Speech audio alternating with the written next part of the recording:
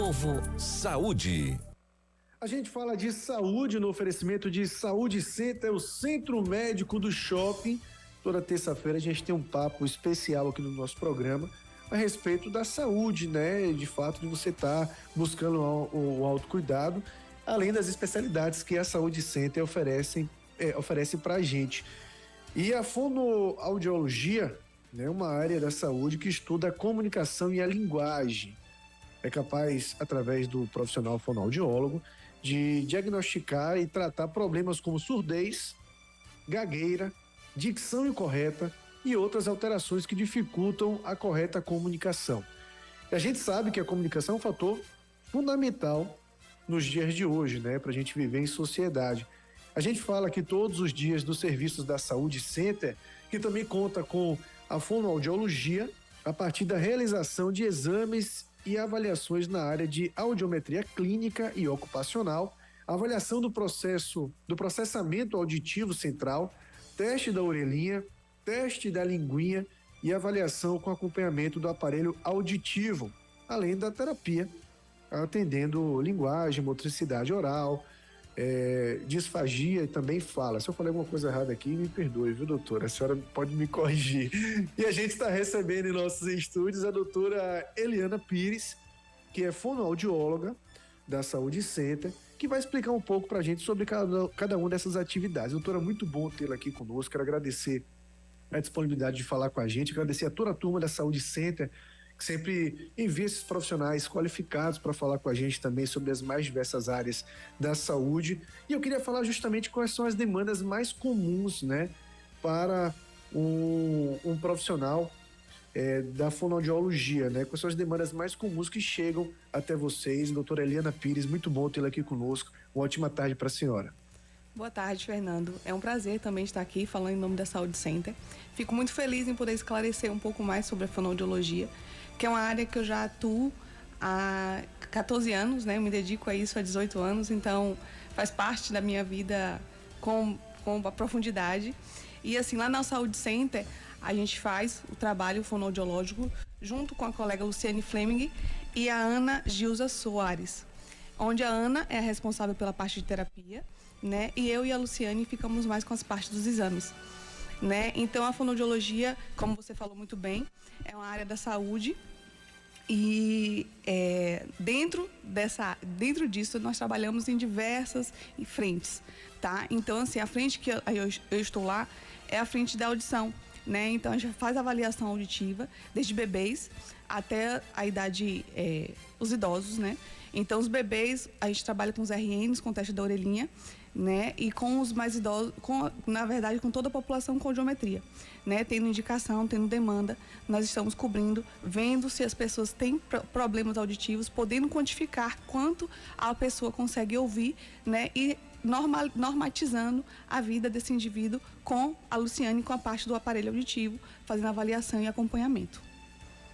Pois é, essa questão do teste auditivo é até uma atençãozinha para os pais, né? Eu tenho 2 pequenos em casa que já fizeram, né? E na época a gente fica meio preocupado, mas graças a Deus, né? Não deu nenhum tipo de problema. Mas a gente muitas vezes esquece ao longo da vida de cuidar dessa audição, né? A gente se nascer todo mundo dentro do que é esperado, com a audição perfeita, mas tem muita gente que chega a determinada idade já com uma perda auditiva. O que é que causa isso e quais são os cuidados que devem ser tomados? Eu sei que eu já estou usando uma coisa aqui, um headphone, que se o volume estiver muito alto também pode apresentar um risco também, né, doutora? Eu queria que a senhora falasse um pouquinho para a gente sobre isso, porque já fica meio até na cultura popular, as pessoas falando assim, não, olha, é normal, vai ficando mais velho, vai perder a audição. Dá para evitar isso com o passar do tempo? Então, perder a audição por conta da idade, tem uma questão hereditária aí, tá? Por trás. Então, não é todo mundo que vai perder a audição pela idade. Não se espera, mas assim, com o envelhecimento, né, as células auditivas também, elas tendem a morrer, né? Então, assim, o ideal é fazer o acompanhamento, fazer uma avaliação auditiva, né? Não só com queixa, mas assim, é o que eu costumo falar, ninguém vai no oftalmologista quando já está tropeçando, né? A gente vê que embaçou um pouquinho, vê que ficou difícil, a gente procura um oftalmo. A mesma coisa, a gente tem que procurar o otorrino, tem que procurar o fonoaudiólogo assim que sentir uma dificuldade, um zumbido, um ruído, né? Então, assim, as crianças, através do teste da orelhinha, a gente faz uma avaliação precisa, né, da audição do bebê. Esse teste vai ser feito também ao longo da vida, se tiver essa indicação. Mas a gente tem mais testes que conseguem avaliar a audição com audiometria, com processamento auditivo, com imitanciometria. Então, orelha ouve intensidade, frequência e duração de som. Mas quem vai entender o som é o nosso cérebro. Então, através do processamento auditivo, eu consigo saber como você entende o som, né? Então, porque às vezes a dificuldade não está só na entrada, também está no processo. Então, com a idade, também existe essa dificuldade, né? A gente começa a perder o entendimento das coisas. Então, às vezes, não está lá só, né, na audição, na entrada do som, na parte no ouvido periférico, e sim na audição central. Então, lá a gente consegue fazer essa avaliação como um todo, né? Entender desde quando o som entra no ouvido até quando você entende o som. Bom, a senhora falou da audiometria, eu já fiz até algumas vezes, né? Até por questão preventiva mesmo, por conta da profissão e tudo mais. Graças a Deus não foi encontrada nenhuma perda, mas é algo que é realmente recomendado para profissionais como jornalistas, pessoal que trabalha de alguma forma com audiovisual. Hoje todo mundo está fazendo live sobre tudo também, está utilizando fones. Toda e qualquer pessoa deve fazer com o passar do tempo. Tem grupos que são considerados grupos de risco que devem fazer de forma mais frequente. Eu queria que a senhora falasse um pouco sobre isso. Então, o fone de ouvido, né? Hoje a tecnologia nos ajuda também a cuidar da saúde. Então, os fones, eles já vêm com um aviso, né? Quando você ultrapassa um som mais alto, ele já vem. Esse ruído, essa quantidade de som vai prejudicar a sua audição. Então, é sempre bom não chegar nesse ponto, né? Porque as células auditivas, elas não foram feitas para viver no ruído, né? A gente precisa do silêncio, a gente precisa de falar de forma mais baixa, né? Não se expor a ruído. Vocês que trabalham muito, não trabalhar com o que é ruído. O ruído é aquele som intenso, tá? Tudo, na verdade, tudo é ruído, mas o intenso é que vai trazer o prejuízo, né? Avaliar a audição realmente é necessária em todas as idades. Quem se expõe ao ruído, né? Pessoas que usam a audição com mais frequência no sentido de um carro de som, né? O pessoal que trabalha com vocês, né? Com áudio, vocês acabam sendo protegidos porque vocês usam audição com um volume confortável. Mas existem os ruídos maiores, né? Ruídos de fundo, e aí sim, esses indivíduos precisam avaliar, né? Já é uma lei também, semestralmente a audição, anualmente, mas é bom ter atenção, realmente, se às vezes você pode perceber, eu acho que um ouvido está ouvindo mais, o fone está melhor do que o outro, às vezes não é o fone, é a sua audição, né? Então tem que estar atento a isso.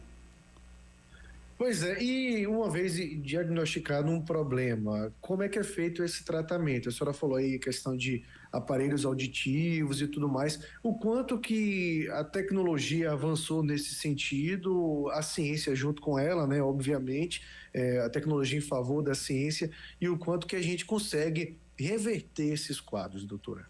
Então, quando a perda auditiva é instalada, alguns tipos de perda são reversíveis, outras perdas não. Tá? Então, perda por condução, né? Uma criança, um adulto que teve uma otite, né? Inflamação no ouvido, isso vai conseguir reverter com acompanhamento com otorrino, né? Vai fazer tratamento e isso vai reverter porque foi uma obstrução momentânea por conta de uma secreção instalada dentro do ouvido. Mas já perdas sensorineurais, que são a perda mesmo das células auditivas, essas perdas não vão no caso, essas células não vão renascer, vamos assim por dizer. Então, a gente precisa, algumas vezes, né, em muitos casos, usar o aparelho auditivo, né? E aí a Luciane está lá com essa questão do acompanhamento, da avaliação, se existe a necessidade, né? Qual a indicação, que aparelho usar, porque com a tecnologia, né? Os aparelhos hoje são muito modernos, tem aparelhos que parecem fones de ouvido, né? Então, coisa muito, muito, muito discreta, que às vezes as pessoas não querem usar também, porque tem um estigma, né? Por conta do aparelho, por conta da deficiência. Mas é como eu falei, a gente precisa ter qualidade de vida. Para ter qualidade de vida, eu não vou esperar tropeçar para botar um óculos. Eu tenho que saber que minha audição, com o tempo, eu posso prejudicar não só a entrada, mas o processo, que é o mais difícil, né? Aquele chavão da velha da Praça é Nossa, a pessoa está falando uma coisa e você está entendendo outra. Então, isso é o mais difícil, né, de se reverter, porque é o processamento auditivo, é como você processa o som. Doutora Eliana Pires, eu quero agradecer muito a disponibilidade de vir bater esse papo conosco aqui. Agradecer o pessoal da Saúde Center. Alô, Dani, deve estar acompanhando a gente, né, Dani? Forte abraço. Se tiver, dá um alô aí no WhatsApp. Um abraço, Dani, acompanhando a gente, toda a turma da Saúde Center. E quais são os dias, né, que a senhora atende lá? Que horários que a pessoa pode buscar? Quais são os dias da semana que consegue encontrar atendimento com a senhora? Então, eu estou lá toda terça e sexta tarde, né? A Luciane está lá toda segunda e quinta tarde. E a Ana Gilza está toda às quintas o dia todo, tá? A gente está lá para contribuir, né, com a fonoaudiologia, né? Também podem me encontrar no meu Instagram, Eliana Pires Fono. Se tiver qualquer dúvida, se ficou alguma coisa aí, estou à disposição para ajudar no conhecimento da fonoaudiologia. Maravilha, forte abraço. Obrigado, tá, doutora? Obrigada.